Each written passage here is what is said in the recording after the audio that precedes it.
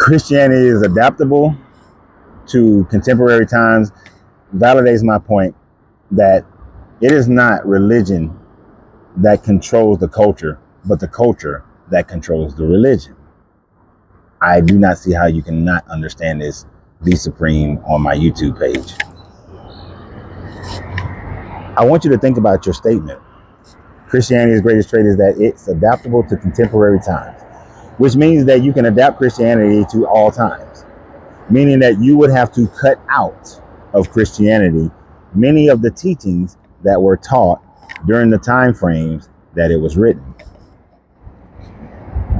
You see, within Christianity, the Old Testament and New Testament, excuse me, it allows for racism because it separates people based on their people group and says that one is greater than the other. It allows for you to treat women as property because women did not have rights of property ownership. Women were property given off into marriage based on who paid the dowry and what agreement the bride and the bridegroom, the groom and the father makes. And if a woman had been spoiled through sexual intercourse prior to becoming married, then she was considered damaged goods, oftentimes not able to be married. Those are some of the things.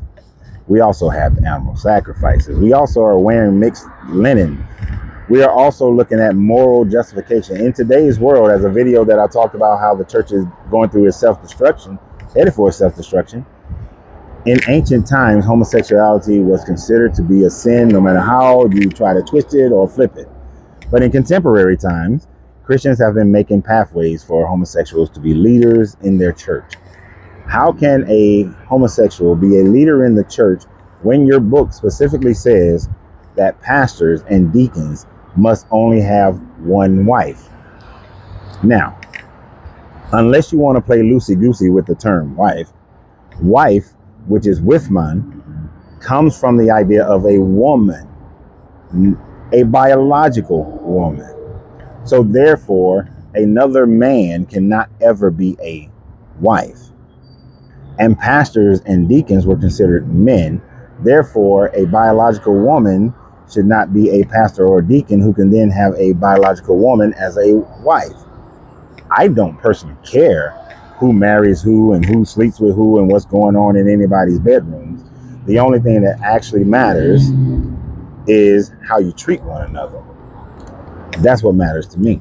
And if you're being fair, unfair, or unjust to someone because you don't like how they live their life. Other than that, I do not care. But the mere fact that you're saying that it changes this with the contemporary times means that you will adjust it, modify it, change the doctrine, change the meanings of words, change the meanings of lessons, change the meanings of what it meant to the people of that time when it was written to mean what you need it to mean today in order for it to fit. Therefore, I say once again, it is not the religion that cultivates the culture, but it is the culture that cultivates the religion and therefore invalidates it ever being the true and inerrant word of any creator. So, as always, you got to free yourself to be yourself because your greatness is non-negotiable. Somebody sit right there.